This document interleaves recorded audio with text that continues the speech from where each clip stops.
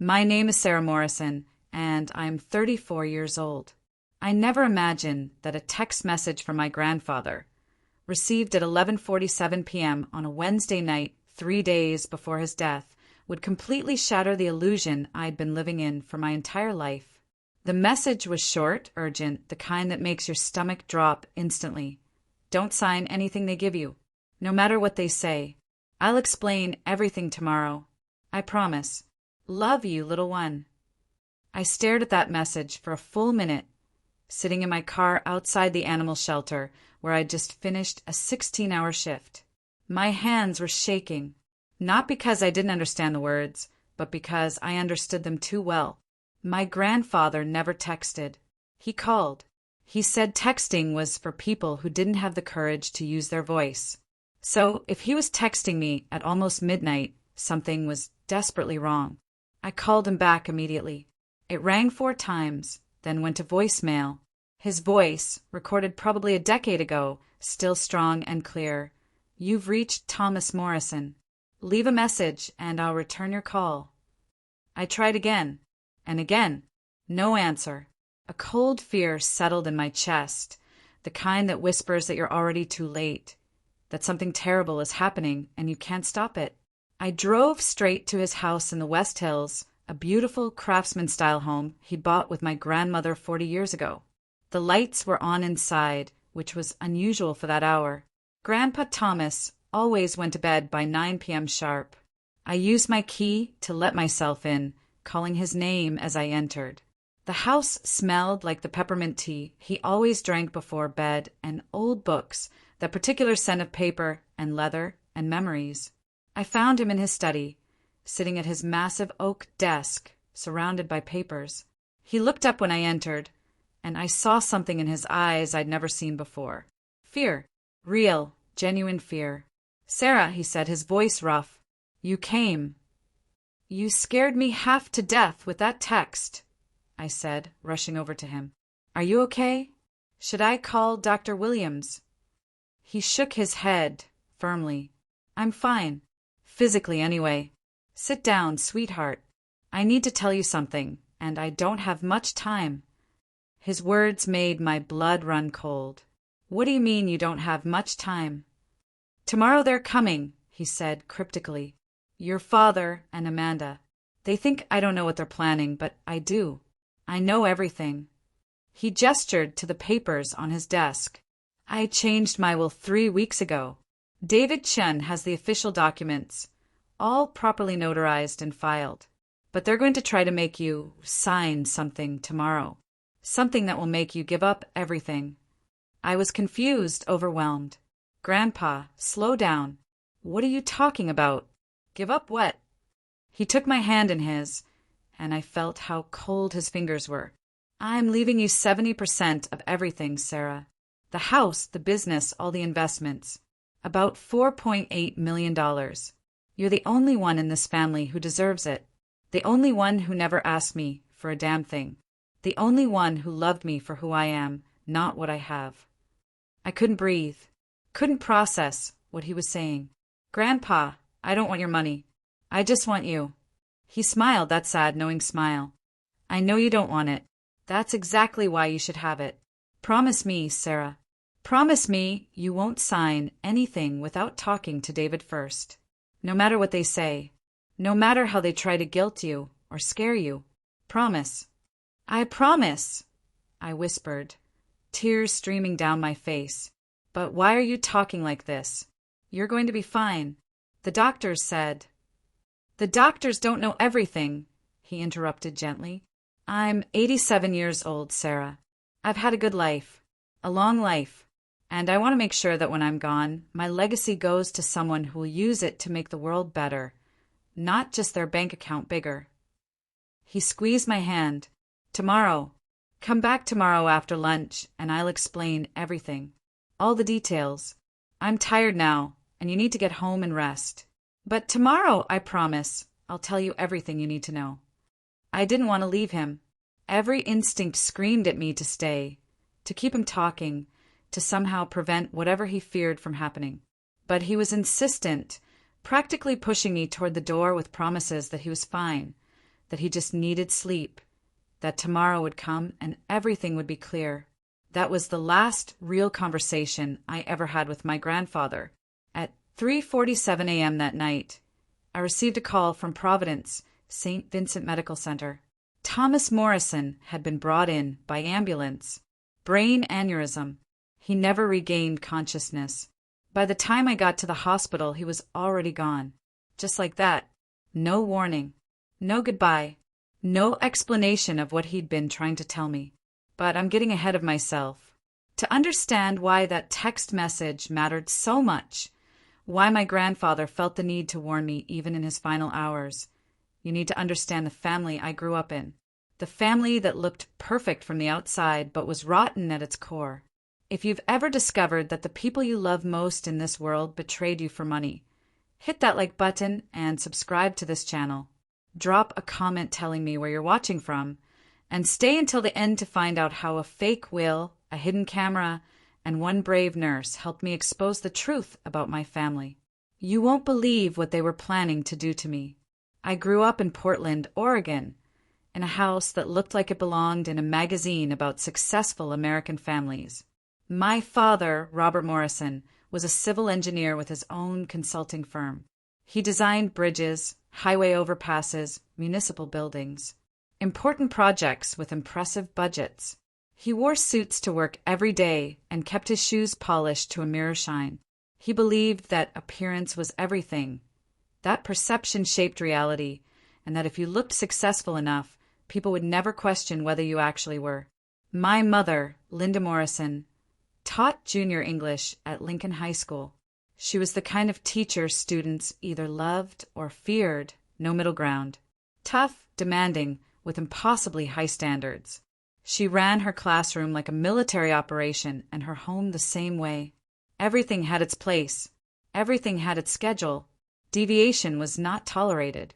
She'd been teaching for 32 years when I was born, and she approached motherhood with the same rigid structure she applied to everything else in her life. My sister Amanda was 3 years older than me. From the moment I have memories, Amanda was the golden child, the shining star, the one who could do no wrong. She was beautiful in that classical, all-American way. Blonde hair that never seemed to frizz, blue eyes, the kind of smile that made adults trust her instantly. She was smart, too, genuinely intelligent. Straight A's from kindergarten through high school. Student body president. Valedictorian. Full scholarship to Oregon Health and Science University for pre-med.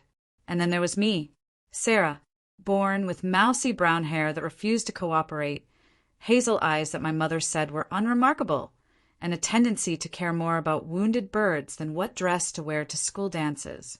I wasn't ugly exactly, just ordinary, forgettable, the kind of kid who blends into the background of family photos, who teachers struggle to remember even after having in class for a full year. From the beginning, the roles were clear. Amanda was the achiever, the one who would make the family proud, who would become a doctor and marry well, and give them grandchildren they could brag about at dinner parties. I was the backup. The insurance policy in case Amanda somehow failed, which of course she never did. My job was to not cause problems, not embarrass them, and stay out of Amanda's spotlight. I have a memory from when I was 7 years old that perfectly encapsulates our family dynamic. It was my birthday, and I'd asked for one thing, a kitten from the shelter. I'd been begging for months, promising I'd take care of it, that I'd use my allowance for food and litter, that they wouldn't have to do anything. My mother said we'd see. That was always her answer when she meant no, but didn't want to deal with my disappointment immediately. On my birthday morning, I ran downstairs expecting to find a kitten, or at least a promise that we could go to the shelter that weekend. Instead, I found my parents and Amanda gathered around the dining table with cake. But it wasn't my birthday cake. It was pink and white with "Congratulations, Amanda," written in purple frosting. They'd forgotten it was my birthday entirely because Amanda had found out that day that she'd been accepted into the gifted and talented program at school. When I started crying, my mother looked genuinely confused. "Sarah, why are you being so emotional? This is wonderful news for your sister. You should be happy for her." My father didn't say anything, just looked uncomfortable and disappeared behind his newspaper. Amanda, to her credit, looked momentarily guilty. But then my mother handed her a huge slice of cake, and the guilt vanished, replaced by that self-satisfied smile of someone who's used to being celebrated. I spent my 7th birthday alone in my room, listening to them laugh and talk about Amanda's bright future downstairs. No cake, no kitten, no acknowledgement that I existed beyond being an audience for Amanda's achievements. That was the first time I understood that my role in this family was to be invisible unless they needed something from me. And they did need things from me, constantly. As I got older, I became the family workhorse. Amanda had piano lessons, soccer practice, debate team, volunteer work that looked good on college applications. She was too busy for chores. I apparently was not. I did the dishes every night. I folded laundry. I cleaned bathrooms. I mowed the lawn once I was strong enough to push the mower. "You need to contribute," my mother said when I complained once. "Amanda contributes with her achievements. You contribute with your labor." At school, I was the kid who ate lunch alone in the library. Not because I was bullied, really, but because I never learned how to connect with other kids my age. How could I? At home, connection wasn't valued. Performance was valued. Results were valued. Feelings were weaknesses to be overcome, not experiences to be shared. So I became very, very good at being alone. The one bright spot in my childhood was Grandpa Thomas, my father's father, though you'd never know they were related by how different they were. Where my father was rigid and cold, Grandpa Thomas was warm and present. He'd show up at our house every Sunday after church, always with a little gift for Amanda and me. For Amanda, it was usually something practical: a calculator for school, a nice pen, books about successful women in medicine. For me, it was different. He brought me things nobody else thought I'd want. A magnifying glass when I was 8 because he'd noticed I liked examining bugs in the yard. A sketchbook and colored pencils when I was 10 because he caught me drawing horses on scrap paper. A book about animal rescue when I was 12 because he paid attention to what I talked about when nobody else did. "Your grandpa spoils you," my mother would say with disapproval, as if kindness and attention were finite resources being wasted on the wrong child. But Grandpa Thomas didn't care what she thought. He'd wink at me and say, "A man's allowed to spoil his granddaughters, both of them." But even he couldn't spoil both of us equally, not in their eyes. When Amanda graduated high school as valedictorian, my parents threw her a massive party. 100 guests, catered food, a slideshow of her accomplishments. Grandpa Thomas gave her a check for $5,000 toward college expenses and a heartfelt speech about how proud he was. Everyone clapped. Amanda cried pretty tears. It was perfect. 3 years later, when I graduated, there was no party. Just dinner at a mid-range restaurant with my parents, Amanda, and Grandpa Thomas. My mother spent the entire meal talking about Amanda's acceptance into medical school. My father checked his phone repeatedly, distracted by some work crisis. Amanda was sympathetic in that pitying way that somehow makes you feel worse. "It's okay, Sarah. Not everyone peaks in high school. You'll find your thing eventually." Grandpa Thomas was the only one who seemed to notice how much it hurt. After dinner, he pulled me aside in the parking lot while the others were getting in the car. He handed me an envelope. Inside was a check for $5,000, the same amount he'd given Amanda. "Don't let them make you feel small," he said quietly. "You're worth just as much as your sister. More in some ways because you've had to fight for every scrap of attention and you're still standing.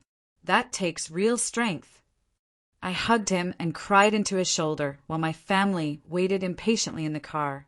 That money, that acknowledgement, mattered more than anything else I received that year. It wasn't about the amount.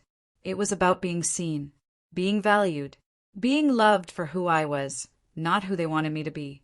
That fall, I started college at Portland State University with a vague plan to major in business, maybe accounting, something practical that would lead to a stable job and finally earn my parents' approval. I lasted exactly 1 semester. Not because I was failing, I actually did fine in my classes. But I was miserable. Utterly, completely miserable. I'd walk around campus and feel like I was slowly disappearing, like I was becoming a ghost of a person I never wanted to be in the first place. Everything changed on a random Tuesday in December during my first finals week. I was walking back to my dorm from a particularly soul-crushing economics exam when I passed a poster taped to a light pole. Volunteers needed at Riverside Animal Shelter. Save lives. Make a difference. There was a photo of a scruffy mutt looking directly at the camera with the saddest eyes I'd ever seen. I stopped walking. For the first time in months, I felt something. Not the numbness I'd been living in, not the constant anxiety about grades and career paths and parental approval, but something real, something that pulled at me. I took a photo of the poster with my phone, and that weekend, I showed up at the shelter. Riverside Animal Shelter was nothing like I'd imagined. It was small, underfunded, overcrowded. The building was a converted warehouse on the industrial side of Portland, surrounded by chain-link fencing and gravel. Inside, the noise was overwhelming. Dogs barking, cats meowing, the constant sound of animals desperate for attention, for freedom, for someone to see them. The director, a woman named Carol Martinez, who looked like she hadn't slept in days, gave me a quick tour. "We're a no-kill shelter," she explained, shouting over the barking, "which means we never euthanize animals just because we're out of space. We keep them as long as it takes to find them homes. But that also means we're always at capacity, always desperate for help, always one emergency away from complete chaos." She showed me the kennels, rows and rows of dogs of every size and breed and age, puppies and seniors, pure breeds and magnificent mutts, dogs who'd been abandoned, abused, found wandering streets, surrendered by owners who couldn't keep them anymore, with no further explanation. Each one had a story. Each one deserved better. Then she showed me the cat room, which was actually 3 rooms, all full. Kittens in cages, adult cats in larger enclosures, special needs cats in a quiet area where they could recover from illness or injury without stress. Carol introduced me to a one-eyed orange tabby named Rusty, who immediately curled up in my lap and started purring like a motorboat. "This job isn't glamorous," Carol said, watching me stroke Rusty's head. "It's cleaning kennels and litter boxes. It's walking dogs in the rain. It's bottle-feeding newborn kittens every 2 hours through the night. It's holding animals while the vet gives them shots or stitches up wounds. It's watching some of them die despite everything you do. It's heartbreaking and exhausting, and the pay is terrible." She paused. "But it's also the most important work I've ever done. These animals, they didn't ask to be here. They didn't do anything wrong except trust the wrong humans. They deserve someone fighting for them. They deserve someone who sees them as individuals, not inconveniences." I started volunteering every weekend, then twice a week, then every day I didn't have classes. I learned how to properly clean kennels without stressing the animals, how to read dog body language to avoid bites, how to give pills to cats without losing a finger, how to comfort a scared puppy during a thunderstorm, how to say goodbye when an animal finally found their forever home, even though part of me wanted to keep them all. By spring semester, I was spending more time at the shelter than in classes. My grades started slipping, not failing, but no longer the solid B's I'd maintained. My parents noticed. "You need to focus on school," my mother said sternly when my spring semester report card arrived. "This volunteer thing is fine as a hobby, but it's interfering with your education." "What if it's not a hobby?" I asked quietly. "What if it's what I actually want to do with my life?" The silence that followed was deafening. My father looked up from his dinner plate for the first time in the entire conversation. My mother's face went through several expressions: confusion, disbelief, anger, before settling on cold disappointment. "You want to work with animals," she said flatly. instead of getting a real degree and a real career. It is a real career, I argued. Carol makes a living running the shelter. There are veterinarians, animal behaviorists, shelter managers. It's a whole field. Carol, my mother said, investing the name with contempt, is a bleeding heart who will work herself to death for pennies and no respect. That's not a career, Sarah. That's a cautionary tale. She turned to my father. Tell her, Robert. Tell her this is insane. My father cleared his throat uncomfortably. Your mother's right, Sarah. You're young. You're idealistic. But the real world doesn't reward passion. It rewards practical skills and financial stability. Finish your business degree. Get a good job with benefits and a 401k. Then you can volunteer with animals on weekends if you want. Amanda, home for spring break from med school, had been silent through this exchange. Now she spoke up, her voice dripping with pity. Sarah, I get it. I really do. You want to help. That's sweet. But you're not thinking long term. What happens when you're 30 and broke because you chose dogs over a real career? What happens when you can't afford a house or a family or retirement? You'll regret it. Trust me. But I wouldn't regret it. I knew that with absolute certainty. For the first time in my life, I'd found something that made me feel alive, feel purposeful, feel seen. Not by my family, but by the animals who didn't care that I wasn't as pretty or smart or accomplished as Amanda. They just cared that I showed up, that I fed them and walked them and gave them clean water and a kind voice. That's when I made the decision that would define the next 14 years of my life. I called Grandpa Thomas and asked if I could come see him, not at Sunday dinner with everyone else, but alone. We met at a diner near his house, a place he'd been going to for 40 years where they knew his order by heart. What's on your mind, little one? He asked after we'd ordered. I told him everything. About the shelter, about Carol and the animals, about the feeling of purpose I'd found there, about my parents' reaction, about how I was thinking of leaving college to pursue this full-time. But I had no money, no plan, just this burning certainty that this was what I was meant to do. Grandpa Thomas listened without interrupting, his coffee growing cold in front of him. When I finished, he was quiet for a long moment. Then he smiled. Your grandmother would have loved you, he said. She had that same fire, that same certainty about what mattered. People thought she was crazy for marrying me, you know. I was nobody, just a kid with big dreams and no money. But she saw something in me, believed in me when nobody else did. And because of that belief, I built something real. He reached across the table and took my hand. I'm going to invest in you, Sarah. $50,000. Not a loan. A gift. Use it to follow your dream. Build something beautiful. And don't you dare let your parents make you feel small for choosing passion over profit. Tears streamed down my face. Grandpa, I can't take your money. Yes, you can, he interrupted firmly. And you will, because I'm not giving it to the Sarah your parents want you to be. I'm giving it to the Sarah you actually are. The one who sees creatures everyone else overlooks and decides they matter. That Sarah is going to change the world. Or at least change the world for every animal she saves. And that's enough. That's more than enough. 2 weeks later, I withdrew from Portland State University. My parents were furious. They threatened to cut me off completely, to disown me, to never speak to me again. I was destroying my life, they said.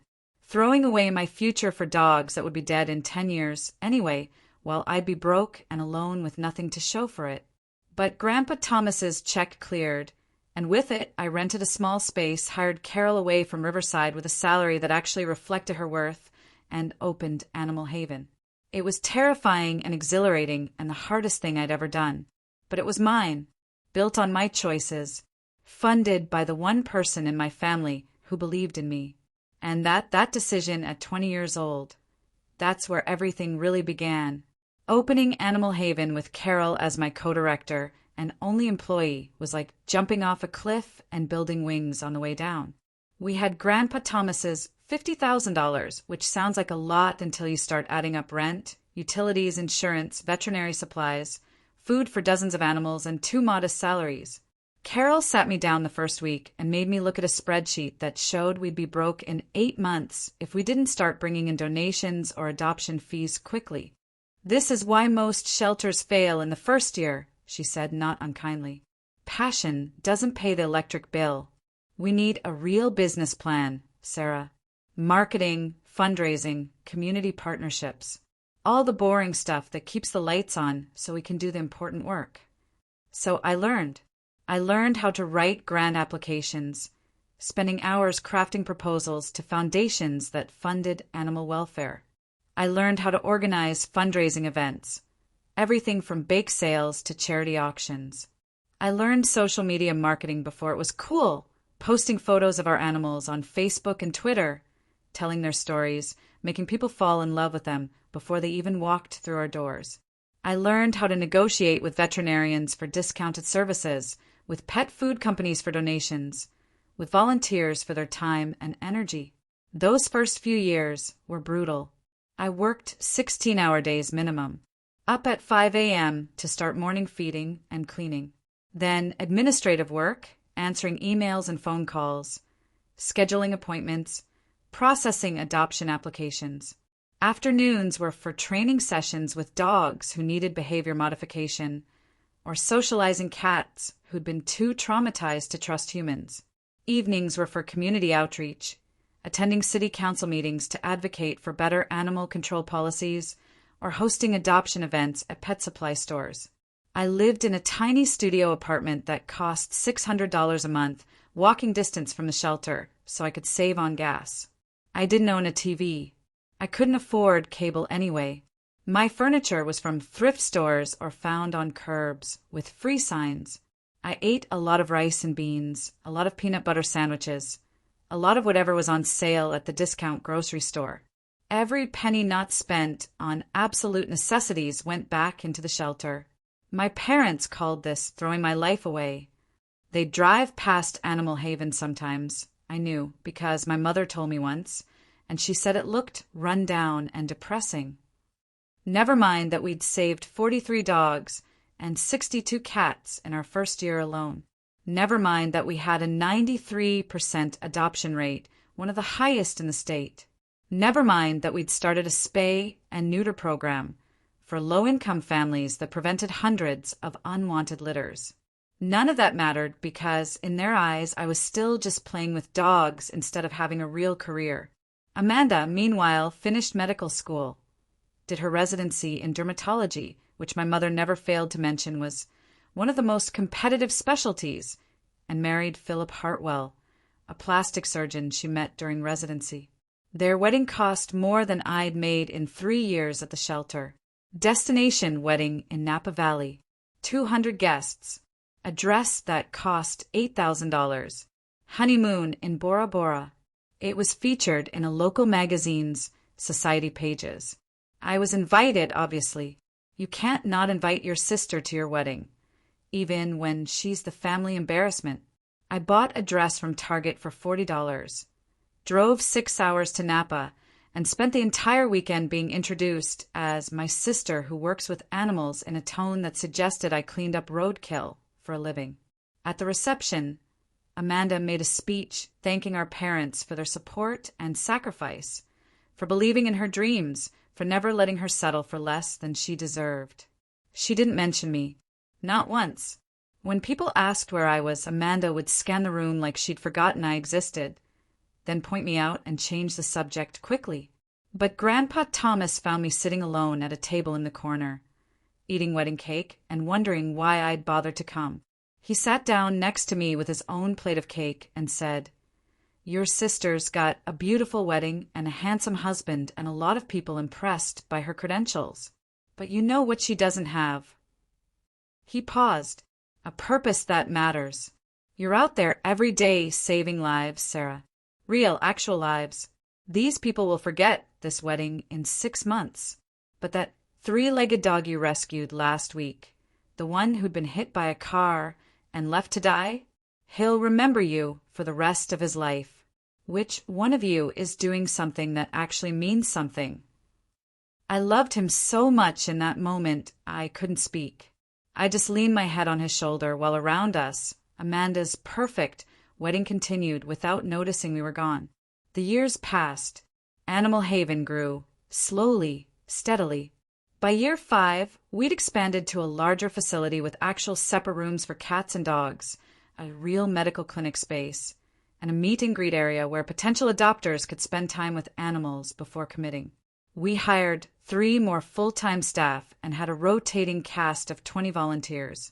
We'd saved over 800 animals. Local news stations started covering our success stories. And my family? They needed money. That's when I really became useful to them. It started small. My father called me one Tuesday afternoon, unusual because he never called me. "Sarah, I need to talk to you about something," he said, his voice strained. "I've got a situation, a business situation. One of my projects, a commercial development I invested in, it's going sideways. The contractor declared bankruptcy, and I'm on the hook for $15,000 to cover subcontractor payments. If I don't pay it, I lose my contractor's license and my reputation." He'd never asked me for money before, never acknowledged that I might have money to give. The shelter's success had been invisible to him. But apparently now that he needed something, suddenly my financial situation mattered. "I'll pay you back in 3 months," he promised. "As soon as the insurance settlement comes through. With interest. I just need a bridge loan, sweetheart. Family helping family." I should have said no. Every instinct told me this was a bad precedent. But he was my father, and despite everything, some part of me still desperately wanted his approval. Still hoped that maybe this would be the thing that made him finally see me as someone valuable, someone worth respecting. So I transferred $15,000 from the shelter's emergency fund into his account that same day. 3 months came and went. No repayment. When I brought it up gently, he got defensive. The settlements delayed. "These things take time. You'll get your money, Sarah. Don't be so impatient." 6 months. Nothing. A year. Still nothing. Eventually I stopped asking because the hostility in his voice every time I mentioned it wasn't worth the stress. Then Amanda called. This was 8 years into running Animal Haven, so I was 38, she was 31. She and Philip had 2 kids by then, Harper and Blake, ages 4 and 2. Beautiful children. Well-dressed children. Children in expensive private preschool. "Sarah, I need a huge favor," she said, and I could hear the embarrassment in her voice, which should have been my first warning. "We're having a cash flow problem. Philip's practice is doing great, but we've got some unexpected tax issues and we're behind on the kids' preschool tuition. Like 3 months behind. If we don't pay the $4,500 by Friday, they're going to expel them, and it'll be this huge thing in our social circle and the Parents Association, and it's just mortifying. Why don't you ask Mom and Dad?" I said, already knowing where this was going. "They don't have it. Dad's still recovering from that investment thing, and Mom's salary isn't enough for this kind of emergency. You're the only one who might have savings. Please, Sarah. It's for the kids. For my baby's education. I'll pay you back as soon as we sort out the tax situation. 2 months, tops. The kids. Of course. How could I say no when it was for innocent children who had nothing to do with their mother's financial irresponsibility? So I paid the $4,500. Amanda gushed about what an amazing sister I was, how she'd never forget this, how family was everything. 2 months became 6. 6 became 12. Eventually, just like with Dad, I stopped asking because every time I did, Amanda would get teary and talk about how hard it was being a mother and how she didn't need the added stress of debt collection from her own sister. Then my mother wanted her kitchen renovated. The cabinets were dated, she said. The appliances were from the 90s. All her friends had gorgeous modern kitchens, and she was embarrassed to have anyone over. The quote came to $18,000, but she found a contractor who'd do it for $8,000 cash under the table. Did I have $8,000 I could spare? It's for the house, Sarah. The house you grew up in. Don't you want your childhood home to be nice? I gave her the $8,000 because I was an idiot, because some pathetic part of me still hoped that if I just gave enough, sacrificed enough, proved my worth enough, they'd finally love me the way they loved Amanda. They'd finally be proud of me. They never paid me back. Any of it. When I finally sat down and calculated it all, adding up every loan and favor and emergency over the years, the total was $89,000. $89,000 that I'd earned through backbreaking work, that I'd saved through living like a monk, that I'd given freely to family who saw me as an ATM, not a daughter or sister. And did any of that generosity earn me a place at the family table? Did they start including me in decisions, asking my opinion, valuing my presence? No, I was still the weird one, the one who chose dogs over success, the one they were vaguely ashamed of. Amanda would post family photos on Facebook from holidays and dinners and celebrations, and I wouldn't be in them because I hadn't been invited. When I confronted my mother once, she said, "Well, you're always so busy with the shelter. We assumed you wouldn't want to come." Grandpa Thomas was the only one who saw through it all. "They're using you," he told me bluntly when I confided in him during one of our Sunday lunches. We'd maintained our tradition, just the two of us, meeting at that same diner once a month. "They see you as a resource to exploit, not a person to cherish. And you're letting them because you keep hoping they'll change. They won't, Sarah. Some people are only capable of taking." "They're still my family," I protested weakly. "Family is supposed to lift you up, not drain you dry," he countered. "You've built something incredible with that shelter. You've saved thousands of animals. You've created jobs. You've made a difference in this community. But they can't see it because it doesn't fit their narrow definition of success. And that's their loss, not yours. Stop trying to buy their love. It's not for sale. And even if it was, you couldn't afford the price they're asking." He was right. I knew he was right. But knowing something intellectually and being able to act on it emotionally are two very different things. So I kept showing up to the few family events I was invited to. I kept being polite when they dismissed my work. I kept my mouth shut when Amanda bragged about her kids' achievements or her husband's income or her perfect house. I kept being small so they could feel big. Everything changed 2 years ago. Grandpa Thomas called me on a Wednesday afternoon. He never called during the week. Our lunches were always on Sundays. So when I saw his name on my phone at 2 p.m. on a Wednesday, my stomach dropped. "Sarah, honey, I need you to come by the house tonight if you can," he said, and his voice sounded wrong. Tired. Strained. "I've got some news, and I'd rather tell you in person." I left Carol in charge of the shelter and drove to his house immediately. He met me at the door, and he looked smaller somehow, older. The vigorous 85-year-old who still did his own yard work and walked 3 miles every morning had been replaced by a fragile old man who moved carefully, like his body might break if he wasn't cautious. We sat in his living room, the same room where I'd spent countless Christmases as a child, where I'd learned to play chess, where I'd cried on his shoulder after my parents forgot my 7th birthday. He didn't waste time with small talk. "I've got cancer, Sarah. Pancreatic. Stage 4. They found it 3 weeks ago when I went in for some stomach pain I'd been ignoring.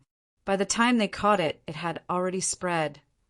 The world tilted. I couldn't breathe. "What does that mean? What's the treatment? You're going to fight this, right?" He smiled sadly. "I'm 87 years old, sweetheart. The treatment would be brutal. Chemo, radiation, surgery that might not even work. The doctors give me 6 months without treatment, maybe a year with it. But that year would be spent in hospitals, sick from medications, barely able to function. I've decided I'd rather have 6 good months than 12 miserable ones." I started crying. Couldn't help it. He pulled me close and let me sob into his cardigan, the one that smelled like Old Spice and peppermint, the one I'd been smelling since I was a little girl. "Don't waste your time crying for me," he said gently. I've had a good life. A long life. I married the love of my life, built a successful business, traveled the world. I've got very few regrets. And most of my joy in the last 20 years has come from watching you become the incredible woman you are. That's not a bad way to go out. 6 months, I whispered. That's not enough time. It's never enough time, he agreed. But it's what I've got. And I'm going to need help, Sarah. Your father offered to hire a nurse. But I don't want strangers taking care of me. I want family. I want you if you're willing. Of course I'm willing, I said fiercely. Whatever you need. I'm here. And I was. For the next 8 months, I split my time between the shelter and Grandpa Thomas's house. Carol was amazing, taking on extra responsibilities, so I could leave early every day. I'd work from 5 a.m. to 2 p.m. at Animal Haven, then spend 3 p.m. to midnight with Grandpa. Some nights, I'd sleep on his couch, so I could help him if he needed anything during the night. I helped him bathe when he got too weak to do it himself. I learned how to manage his medications, a complicated schedule of painkillers and nausea medication and supplements his doctor hoped might help. I cooked his favorite meals and tried not to show my heartbreak when he could only eat a few bites before feeling sick. I read to him when his eyes got too tired. We watched old westerns and baseball games. We played chess until he couldn't concentrate anymore. We talked about my grandmother, about his childhood, about the business he'd built from nothing. My parents visited once a week, usually on Sunday afternoons. They'd stay for exactly 2 hours, make awkward conversation, and leave looking relieved to escape. Amanda came even less frequently, maybe twice a month, always with an excuse about the kids' schedules or Philip's work. They'd bring flowers or fruit baskets, expensive gestures that required no real sacrifice of time or energy. But I was there every single day, and Grandpa Thomas noticed. "You didn't have to do this," he told me one evening while I was helping him into bed. "I know the shelter needs you. I know you have a life, but you chose to be here anyway. That means everything to me, Sarah. You chose to be there for me my whole life," I said simply, "when nobody else was. This isn't sacrifice, Grandpa. This is love." 3 weeks before he died, he asked me to stay late one night. My parents and Amanda had visited that afternoon, one of their regular Sunday visits. After they left, Grandpa seemed agitated, restless. "I need to talk to you about something important," he said. "About my will." That's when he told me everything. About changing the will. About leaving me 70% of his estate. About knowing my parents would try to contest it, try to manipulate me, try to steal what he wanted me to have. "They're going to say I was confused," he said, his voice weak but determined. "They're going to say you manipulated me, that you were only here for the money. But David Chin has everything documented. 3 separate doctors certified my mental capacity before I made the changes. I've got recordings, witnesses, everything we need to prove this was my decision, made with a sound mind." "Grandpa, I don't want your money," I protested. "I want you." "I know you don't want it," he said, squeezing my hand with what little strength he had left. "That's exactly why you should have it. Because you'll use it right. You'll expand that shelter. You'll help more animals. You'll build something that matters. Your father will spend it on failed investments. Amanda will spend it on keeping up appearances. Your mother will squirrel it away and never enjoy a penny of it. But you'll make it mean something." He made me promise not to sign anything without talking to David first. Made me promise to fight for what was mine, what was right. Made me promise not to let them bully me or guilt me into giving up. I promised. Because how could I refuse a dying man's final wish? 8 days later, he sent me the text message at 11:47 p.m., the one that started all of this. "Don't sign anything they give you, no matter what they say. I'll explain everything tomorrow." But tomorrow never came. At 3:47 a.m., I got the call. Brain aneurysm. Quick. Painless. Gone. Just like that. The man who'd been my only ally, My only source of unconditional love, my only family member who'd ever truly seen me, was dead. And I was alone. More alone than I'd ever been in my life. The funeral was scheduled for the following Tuesday. I had 5 days to plan it, 5 days to grieve, 5 days before I'd have to face my family and find out what they'd been planning, what that text message had meant. 5 days before everything I thought I knew about my family would be completely destroyed. But I had something they didn't know about. Hidden in my nightstand, tucked inside an old photo album, was that text message, that warning. And somewhere out there was David Chin, my grandfather's attorney, who had instructions I didn't fully understand yet. Whatever storm was coming, Grandpa Thomas had tried to prepare me for it. I just didn't know yet how bad it would be, how deep the betrayal would go, how far my own parents would be willing to sink to steal from their own daughter. That horror was still waiting for me, just days away, at a funeral where I'd discover that the people I'd loved my entire life, the people I'd given $89,000 to, the people I'd tried so hard to please, had been planning to destroy me all along. But we'll get to that.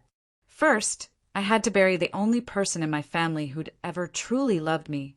The funeral was held at St. Michael's Episcopal Church on a Tuesday morning that couldn't decide if it wanted to rain or shine. Gray clouds hung low over Portland, threatening but never quite delivering. The church was packed with people I'd never seen before. Business associates from Grandpa Thomas's import-export company, members of his Rotary Club, neighbors he'd known for 40 years, old friends from his Navy days. The church could seat 300 people, and every pew was full. I sat in the front row with my family. My father on one side, stiff in his black suit, hands folded in his lap. My mother on the other side, dabbing at dry eyes with a tissue she'd been holding for 20 minutes, without producing a single tear. Amanda sat next to her with Philip, both of them looking appropriately somber. Amanda's children had been left with a babysitter. Too young to understand death, she'd said when I asked why they weren't there. More likely too hard to manage during a service where she needed to appear grief-stricken. I was the one who gave the eulogy. Not my father, even though Thomas was his dad. Not Amanda, even though she was the golden child who supposedly could do everything perfectly. Me. Because in his final weeks, Grandpa Thomas had specifically requested it. "You're the only one who really knew me," he'd said. "The only one who loved me for who I was, not what I had." I stood at the podium and looked out at 300 faces, most of them strangers, and I told them about a man they thought they knew. I told them about Sunday lunches at our diner, about the magnifying glass he gave me when I was 8 because he noticed I liked examining bugs, about how he taught me to play chess and let me win exactly 3 times before making me earn every victory after that, about how he drove 2 hours in the rain to bring me a birthday cake when my own parents forgot I existed, about how he invested in my dreams when everyone else called them foolish. I made it through the whole thing without crying, which felt like both an achievement and a failure. Shouldn't I be sobbing? Shouldn't I be unable to speak through my grief?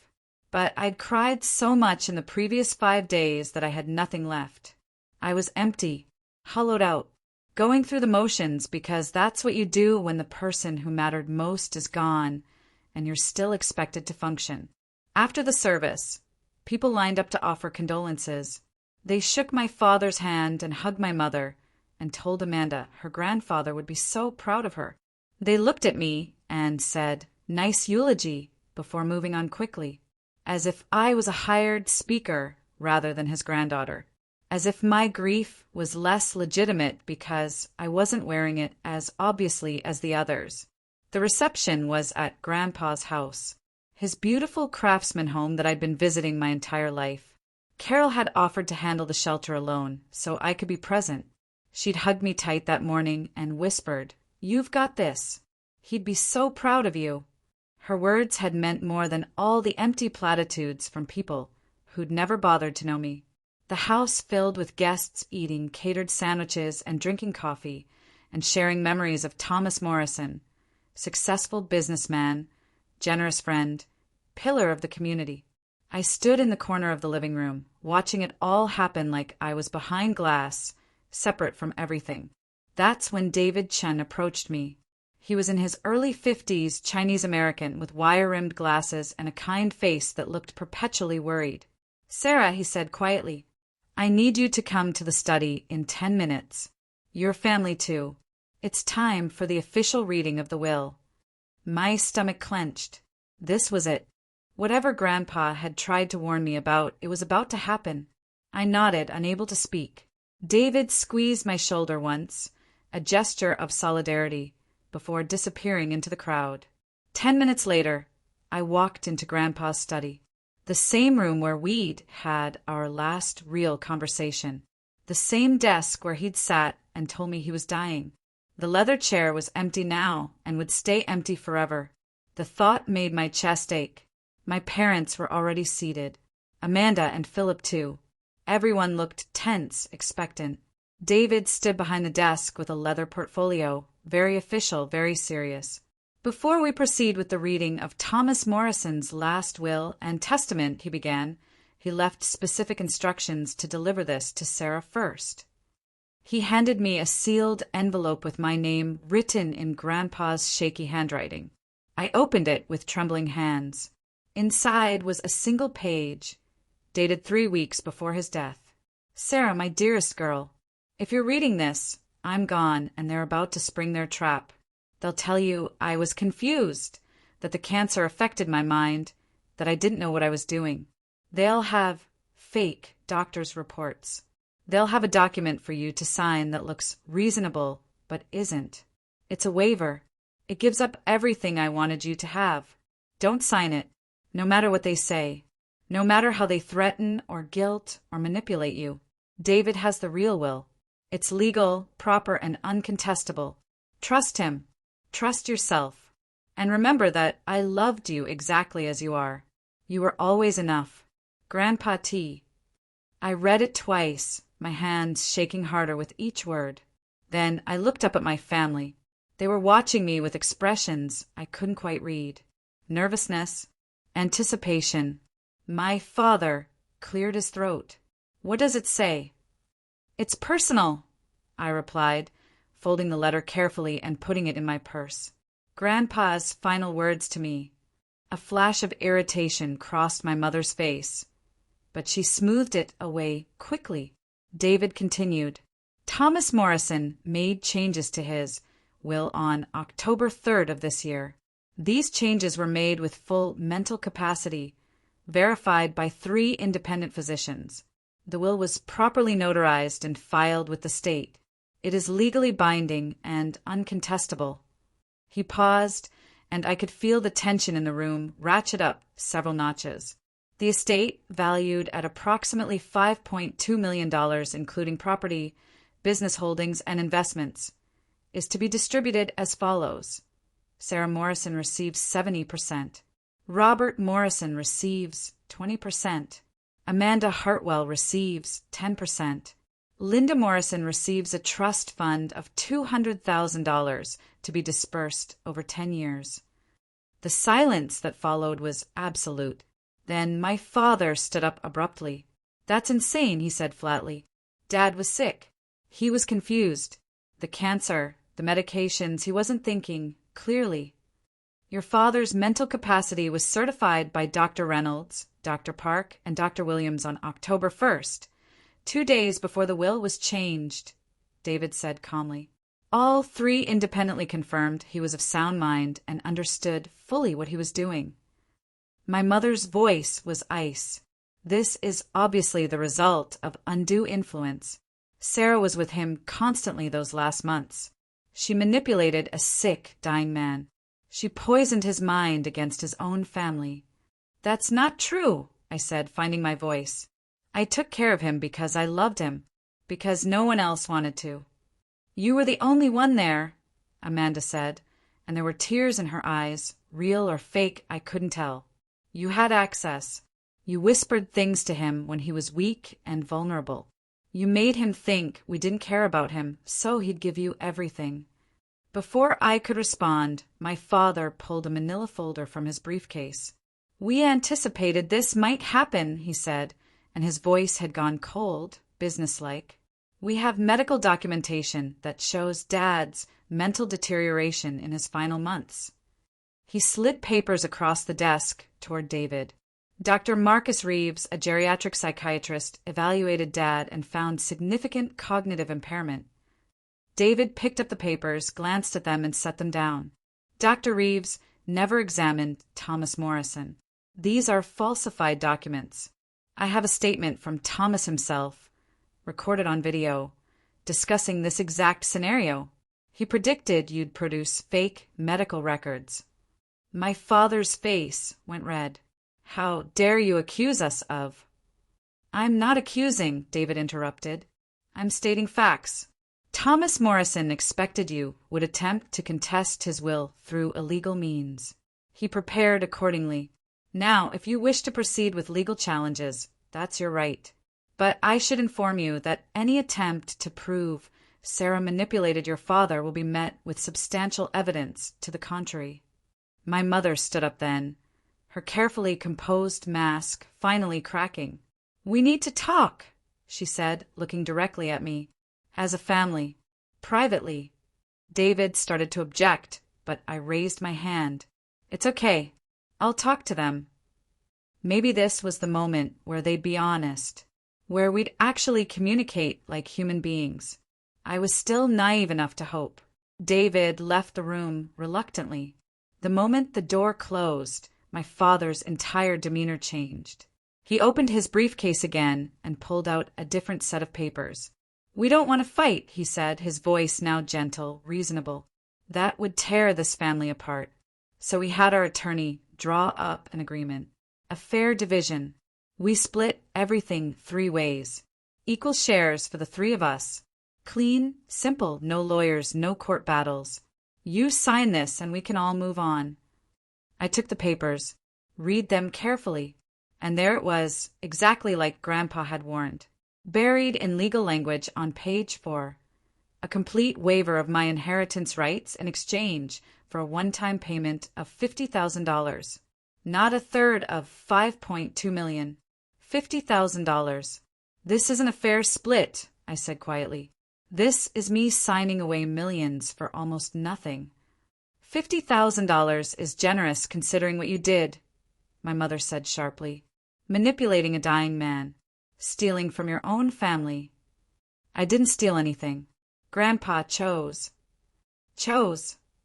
Amanda laughed bitterly. "You isolated him. You made him dependent on you. You were the only one he saw during the end, and you used that to brainwash him." "I was the only one there because none of you wanted to be." I shot back. "Where were you when he needed help bathing? When he was throwing up from the medications? When he was scared and in pain in the middle of the night? You visited for 2 hours a week and thought that was enough." "We had lives to live," my father said. "Jobs. Responsibilities. We couldn't just drop everything like you did." "I had a shelter to run. A business I built from nothing. I dropped everything because I loved him." "And you were rewarded handsomely for it," my mother said coldly. "But we're not going to let you steal our inheritance. Either you sign this agreement, or we contest the will. Years of legal battles. The shelter? You won't have time or money to keep it running. It'll close. Everything you've built will collapse. Is that what you want? Or do you want to be reasonable? Sign this paper, take your $50,000, and let this family heal." It was a threat. A clear, direct threat. Sign away my rights, or they'd destroy my life's work. I looked at my father, hoping to see some hint of the man who'd once taught me to ride a bike, who'd helped me with math homework, who'd tucked me in at night when I was small. But that man was gone, if he'd ever really existed. This man was a stranger who saw me as an obstacle to money he believed he deserved. I stood up, still holding the unsigned papers. "I need to think about this." "There's nothing to think about," Amanda said desperately. "Just sign it, Sarah. Don't tear this family apart over money." "You already tore it apart," I said quietly. You just didn't notice because I was the one bleeding. I walked to the door, papers in hand. I'm not signing anything today. I need to talk to my own attorney. If you want to contest the will, do what you have to do. But I'm not going to be bullied into giving up what Grandpa wanted me to have. If you walk out that door without signing, my father said, his voice deadly calm, you're making a choice. We will fight you with everything we have, and we will win. Then I guess we'll see each other in court, I replied and walked out. My hands were shaking. My heart was pounding. But I'd kept my promise to Grandpa. I hadn't signed. I hadn't given in. What I didn't know yet was that someone had been recording everything, that someone had been documenting my family's plans for weeks, that the evidence I'd need to expose them completely was waiting for me, just one phone call away. But first, I had to get through the rest of this nightmare day.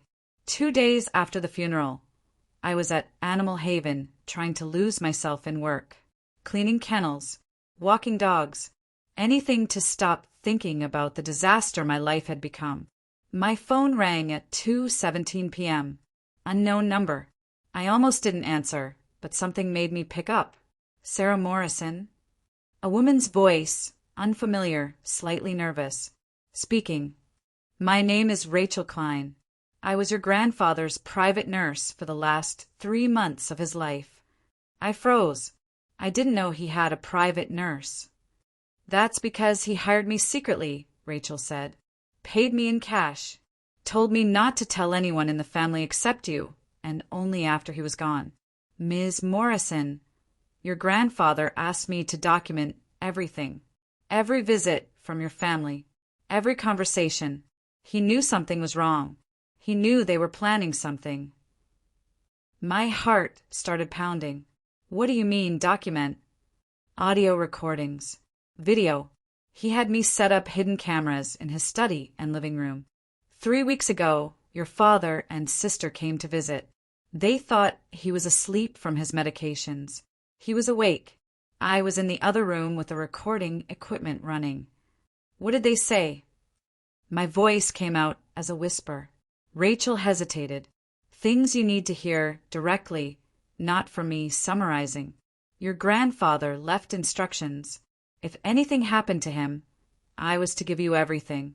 All the recordings, all my notes, everything. Can you meet me today? We met at a busy Starbucks in downtown Portland an hour later. Rachel was in her 40s, wearing scrubs under a jacket, looking exhausted. She slid a cardboard box across the table to me.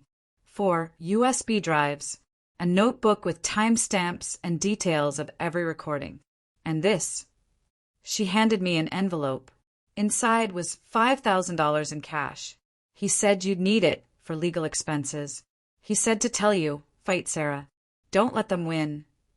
I couldn't speak, just nodded, tears streaming down my face. Rachel squeezed my hand once, then left. I sat there for 10 minutes, staring at that box, terrified of what was inside, but knowing I had to look. Back at my apartment, I locked the door, closed all the curtains, and plugged the first USB drive into my laptop. The first video file was dated 3 weeks before Grandpa's death. The camera angle showed his study. Grandpa appeared to be sleeping in his leather chair, head tilted back, mouth slightly open. The timestamp showed 3:47 p.m. on a Sunday. The study door opened. My father walked in, followed by Amanda. They both glanced at Grandpa, satisfied he was unconscious, and began talking in low voices. Did you see the new will yet? Amanda asked, rifling through papers on the desk. David, Chen won't let me anywhere near it, my father replied. But Dad mentioned something to me last week when he was half out of it from the morphine. Said he was making sure Sarah was taken care of. I think the bastard left her everything. Everything. Amanda's voice went shrill. He can't do that. We're his family too. Calm down, my father said. We've got options. I already talked to Marcus Reeves. For 10 grand, he'll sign whatever medical certification we need.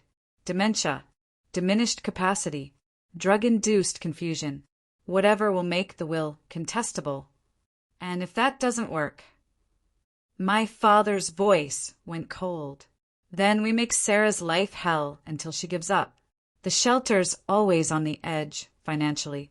A few anonymous complaints to the city about health violations, some bad reviews online, maybe a surprise audit from the IRS. She'll crack. She's weak. She always has been. Amanda laughed. Dad was always such a soft touch. Sarah cried about wanting to help animals, and he threw money at her. $50,000 for that dump of a shelter. He could have given that to us for the kids' college funds. But no, little Sarah and her puppies were more important. Well, when he's gone, we fix his mistakes, my father said. One way or another, we get what we deserve. What we've earned by being the real family. Not the charity case, playing with dogs. They continued talking for another 5 minutes, discussing legal strategies, potential doctors who'd falsify records, ways to pressure me into signing whatever they put in front of me. The whole time, Grandpa sat in that chair, perfectly still, listening to his own son and granddaughter plot to steal from their family member and destroy her life's work. When they finally left, I watched Grandpa open his eyes. He looked directly at the hidden camera, and his expression broke my heart. Sadness, disappointment, but also determination. He reached for the phone on the side table, and I heard him say, "Rachel, did you get all that?" I watched 3 more videos, each one worse than the last. My mother, during a different visit, saying I'd always been jealous of Amanda and deserved to fail for abandoning college. Amanda admitting she'd spread lies about me to distant relatives, poisoning them against me before the inheritance even became an issue. My father on the phone with someone, presumably this Dr. Reeves, negotiating the price for fake psychiatric evaluations. The last file on the USB drive wasn't from a hidden camera. It was Grandpa Thomas himself, sitting at his desk, looking directly at the camera. He was so thin by then, his skin gray, his eyes sunken. But his voice was strong and clear. "Sarah, if you're watching this, I'm gone, and they've tried to screw you. I'm so sorry, baby girl. Sorry you had to find out this way what they really are. Sorry I can't be there to fight with you. But I've given you weapons. Use them. Show those recordings to David. Take them to court if you have to. Don't let them steal what you've earned, what you deserve.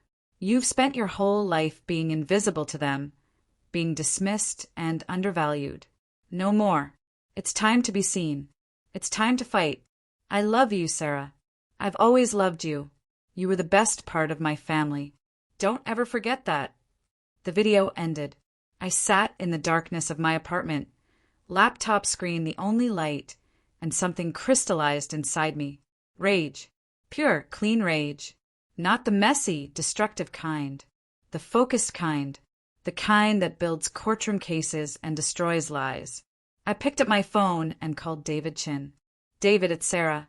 I need to see you tomorrow morning. First thing. I've got something you need to see. We're not just defending Grandpa's will anymore. We're going on the offensive." "What do you have?" he asked, suddenly alert.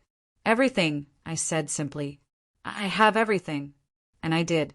For USB drives full of evidence. My family's own words. Their conspiracy laid bare.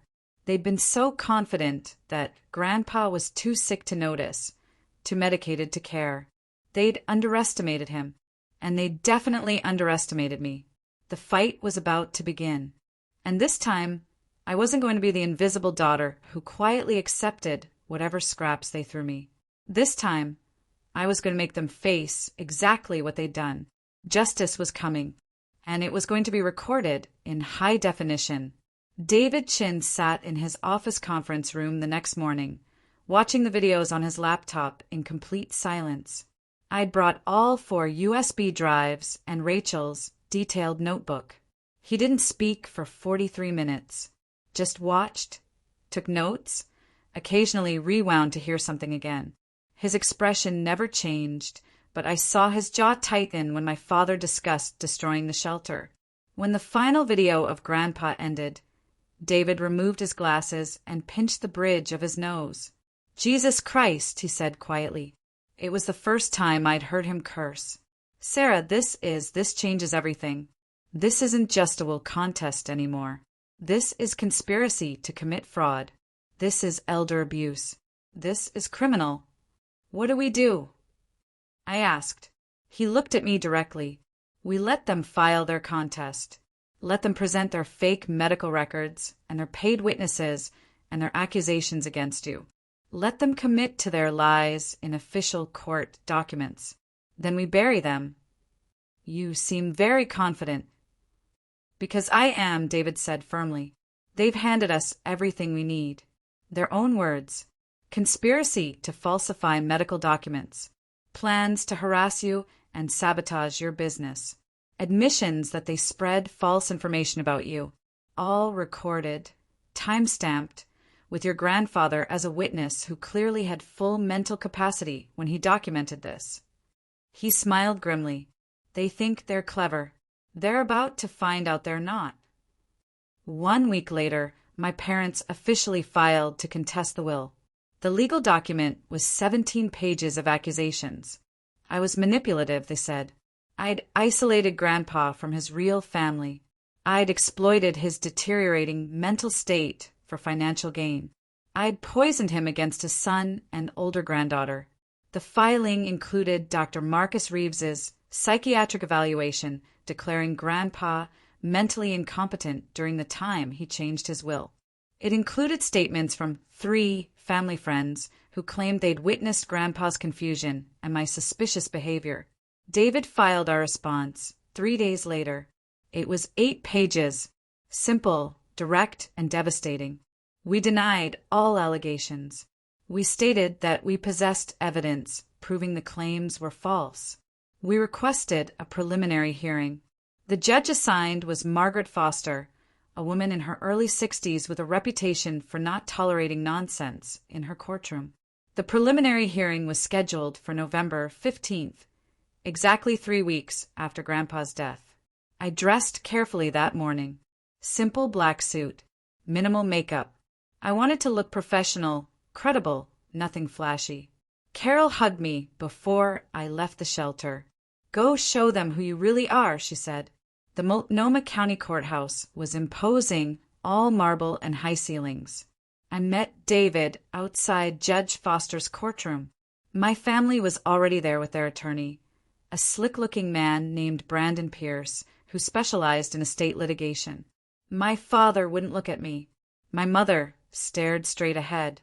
Amanda's eyes were red, like she'd been crying. Good actress. Judge Foster called the hearing to order at precisely 10 a.m. This is a preliminary hearing regarding the contested will of Thomas Morrison, deceased. Mr. Pierce, you represent the contestants. Yes, Your Honor. Robert Morrison and Amanda Hartwell are contesting the will on grounds of undue influence and diminished mental capacity of the testator. Mr. Chin, you represent the estate and Ms. Sarah Morrison as primary beneficiary. Correct, Your Honor. Mr. Pierce, present your evidence. Brandon Pierce was smooth, I'd give him that. He presented Dr. Reeves's psychiatric evaluation with authority. He called his 3 witnesses, who each testified that they'd visited Grandpa and found him confused, repeating himself, unable to remember basic facts. They claimed I was always hovering, controlling who could see him, whispering in his ear. One even claimed she'd heard me tell Grandpa that his son and Amanda didn't really love him.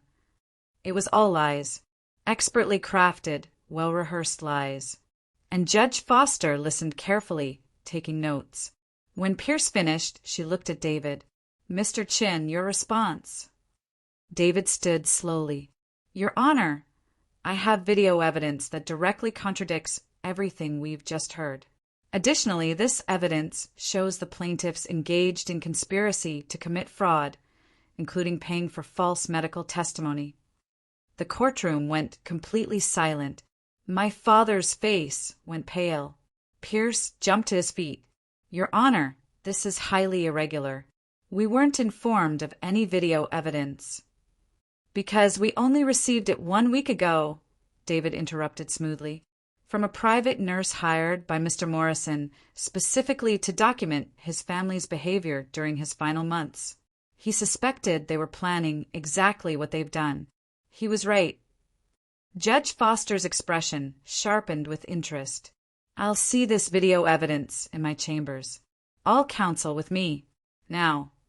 We filed into her private chambers, a wood-paneled room lined with law books. David set up his laptop. There are 4 separate recordings, Your Honor. I'll show you the most relevant.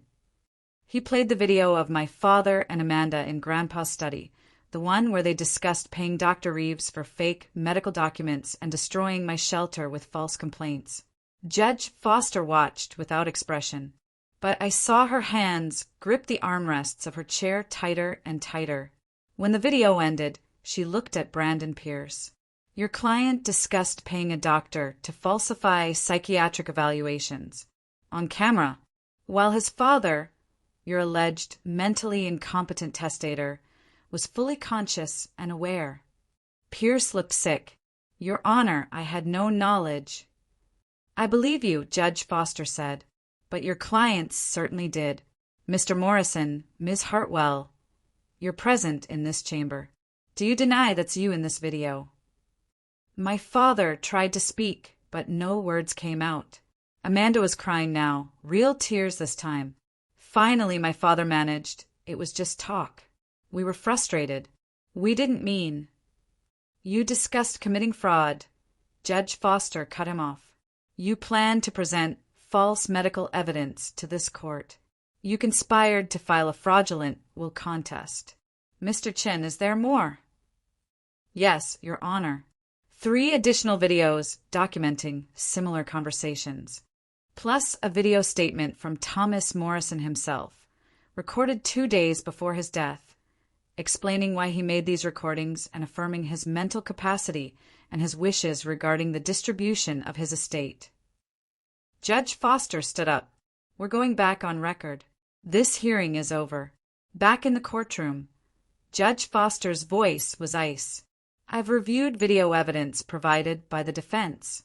This evidence clearly shows the testator, Thomas Morrison, possessed full mental capacity. It also shows the plaintiffs conspiring to present false medical evidence to this court. She looked directly at my father and Amanda. The will contest is denied. Thomas Morrison's last will and testament stands as written. Furthermore, I'm referring this matter to the District Attorney's Office for investigation of fraud and conspiracy. My mother gasped. Amanda started crying loudly. My father just sat there, stunned. This hearing is concluded, Judge Foster said. The will is to be executed immediately according to its terms. Counsel will submit appropriate documentation within 5 business days. Her gavel came down with a sharp crack that echoed through the silent courtroom. Outside in the hallway, my father grabbed my arm.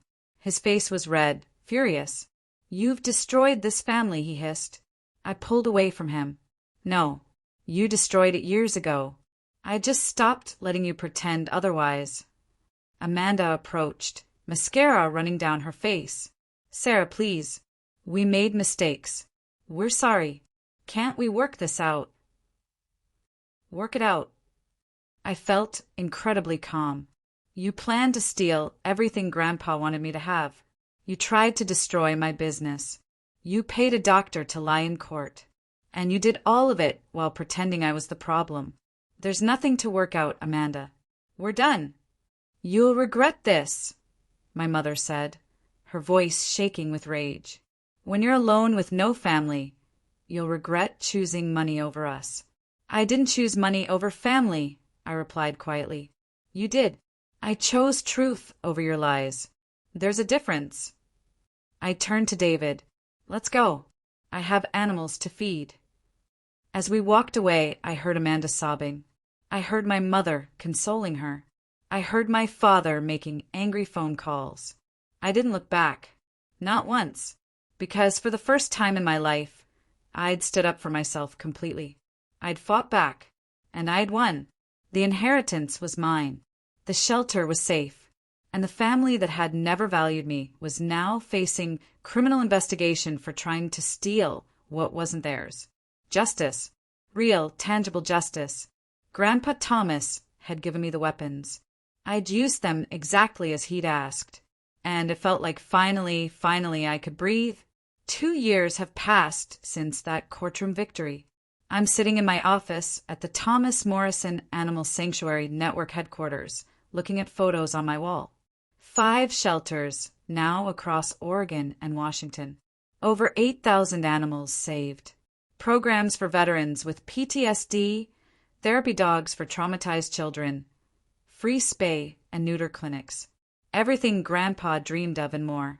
The inheritance was executed exactly as he wanted. I received $3,360,000 in cash and investments, the house valued at $890,000, and business shares worth $750,000. Total, just over $5 million. I invested it wisely, used it carefully, and built something that matters.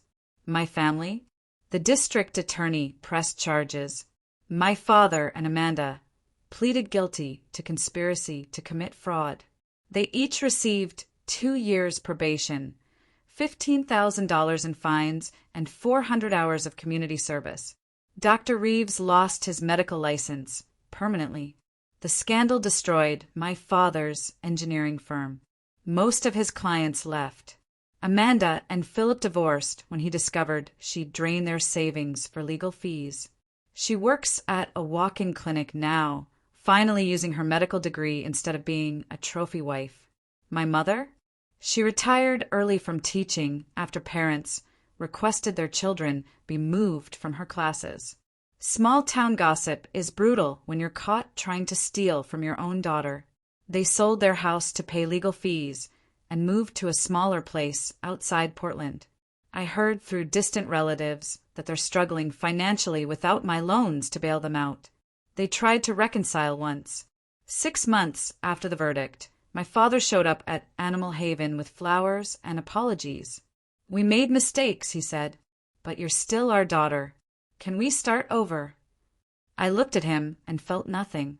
No anger. No love. Just empty space where family used to be. "You had 34 years to see me," I said quietly. "You only showed up when I had something you wanted. That's not family. That's business. And we're done doing business." He left and never came back. None of them did. My real family is here. Carol, still my co-director and best friend. Marcus, a veterinarian who started volunteering at our shelters 3 years ago.